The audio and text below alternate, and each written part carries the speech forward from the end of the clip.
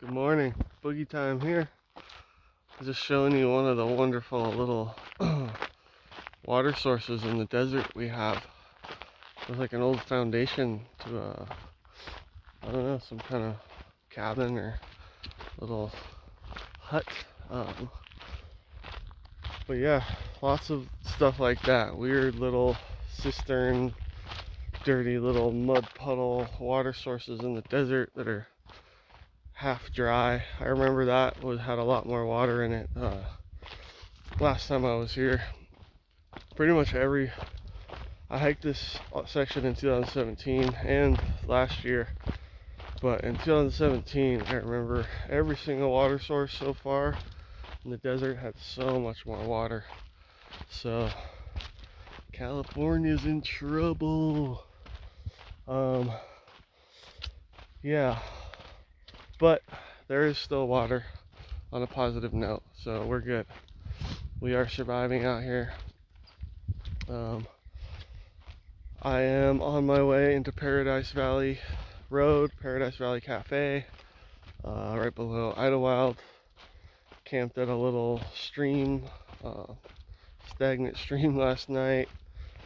Did 18 miles yesterday, which was a big day. Was feeling it at the end of the day. Was tired.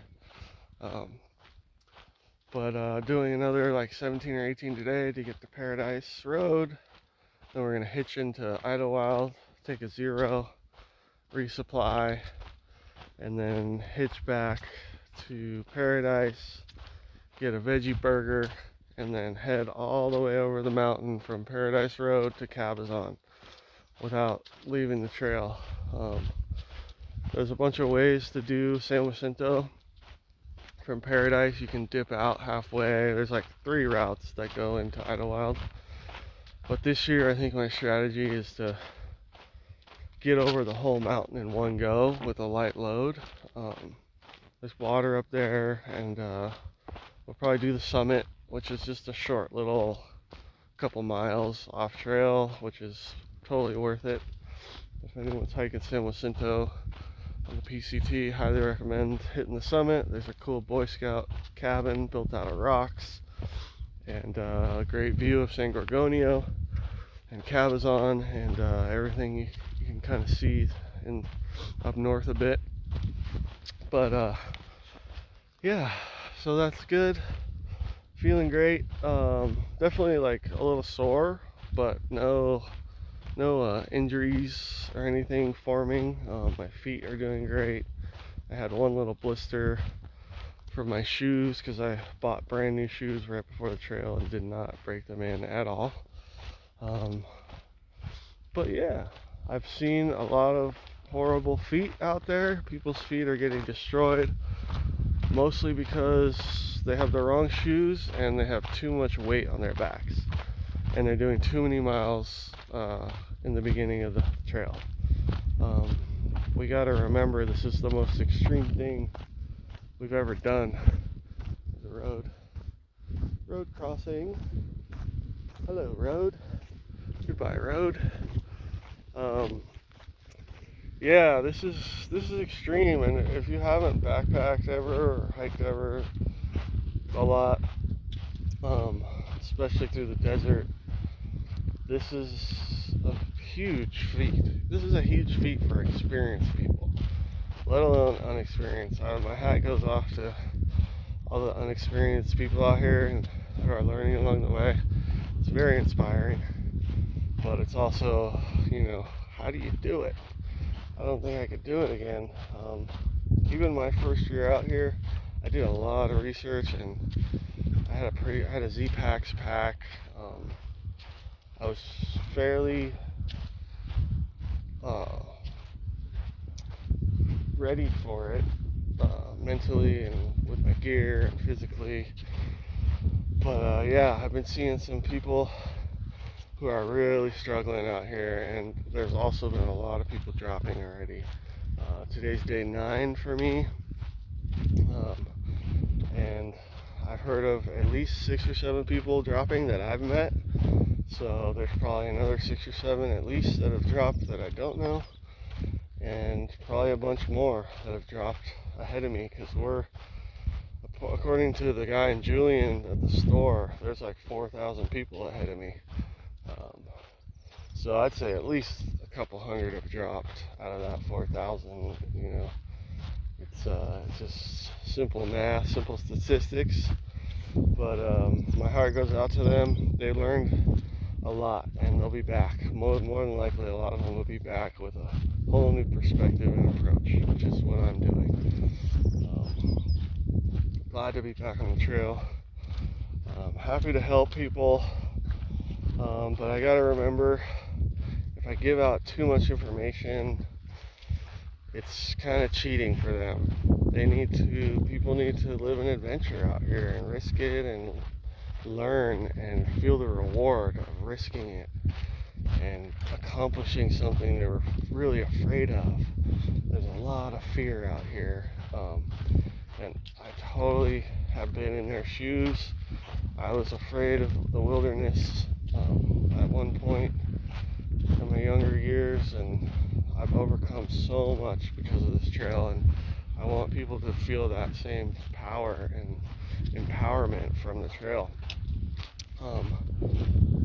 So yeah, I'm trying to remember, okay, this guy's frantically trying to drill me with questions because he found out I've hiked the trail before, and I gotta remember to pace myself with all the information, and I can give him a little, but you know, I gotta remember people need to live their mystery out here.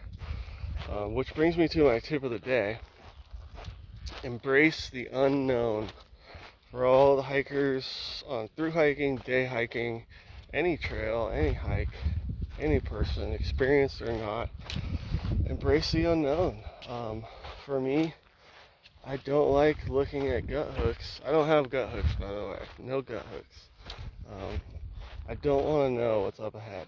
And I've even hiked this part of the trail, and I still kind of know what's coming sometimes, but sometimes it's still a mystery. You can't remember everything out here.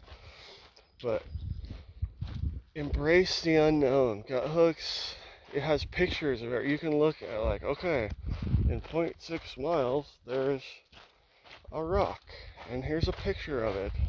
So you've already seen what's coming, and there's no mystery and adventure in it. And some people don't care about that, and that's fine. There's no wrong or right way to hike this trail, really. But for me, and for what I suggest to make this trail fulfilling and rewarding to its highest potential, is to let the trail provide. You know, there's a saying, let the trail provide, and that means a lot of things, but for me, a lot of it is about what's around the next corner. I don't want to know what's around every step of the trail. I want, of course, like, do your research on water. We're in the desert. It can be dangerous. But you don't need gut hooks to be out here. If you know, like for me, I know exactly how fast I'm walking and how long it takes me to make miles from experience. Like, you know, 1 to 2 miles per hour is a slow walk. 2 to 3 is like an average normal walk. 3 to 4 miles per hour is a nice fast pace. And anything above 4 is either close to running or running. So with time and the water report, all I use is the water report. It's free. It has all the mileage on there. I know exactly where I am based on that. And use your community, you know, like, yes, I still will eavesdrop on people looking at their gut hooks. Like, I'm not going to ignore them, you know, and I do ask some questions once in a while, but it's nothing I can't figure out through the water report. But for me, I like to practice. Oh, a huge jackrabbit just jumped right in front of me. I think it was a monster. That was cool. But yeah, use the water report and use your community. I really am inspired by Rob Greenfield and his perspective on life and his minimalist approach to life. And part of his main thing is, I don't need a bunch of stuff. Because when I travel and visit people, I can borrow a jacket if it's cold. I can ask someone where the store is instead of getting out my smartphone and looking at Google. Like, you can embrace and use your community, not in a self-centered way, but as a way to engage with other people and not be a hermit, which I'm good at. I like to isolate and be a hermit sometimes, and I practice embracing my community. But back to the unknown, I really gotta remember, like yesterday there was this kid, he's a younger, ambitious hiker kid, and man, he's in such a rush, like mentally, physically, spiritually. Like, he just came from San Francisco, like one of the busiest cities in the world, and he was just like frantically like, oh, gotta make miles, oh, it's my first time. And I get that, and it's a very common fear out here, is we gotta make miles right away and like torture our bodies. But as soon as he found out that I've hiked the trail, he just bombarded me with like 50 questions about San Jacinto, and it was just like the fear in his voice, and it was just like, dude, you gotta slow down, take in the sights, have an adventure, embrace the unknown, let it be a mystery. You know, of course, do some research. You gotta be semi-smart about where you're gonna get water and how many miles of food you have and what's gonna get you to the next resupply, of course. But his energy was frantic, and it was just like, dude, go away. I do not need that frantic energy. And so I gotta remember not to tell people I've hiked the trail. If I see that they're like one of those people that's in a rush and not willing to stop and see anything, and ignore the fact that like this is about the way. Okay, so the way I see this is it's like a road trip. Through hiking is traveling. Whether you're traveling by car or traveling by foot, you're just traveling. It's a road trip. Now, if I was in a car and driving from Mexico to Canada through California, Oregon, and Washington for 3 months in a car, I'd probably look ahead and plan to stop and see some cool stuff. Hot springs, waterfalls, caves, cool towns, cool cities, you name it. You know, I'd have a mental list at least of stuff I wanted to see. So it's the same thing on the trail. Like, people have been skipping stuff that I'm like blown away. You skipped that? Why are you out here? If you're out here just to walk, just get on the treadmill. Like, I don't know. To me, this is about seeing stuff. It's a road trip. You want to stop and see the sights.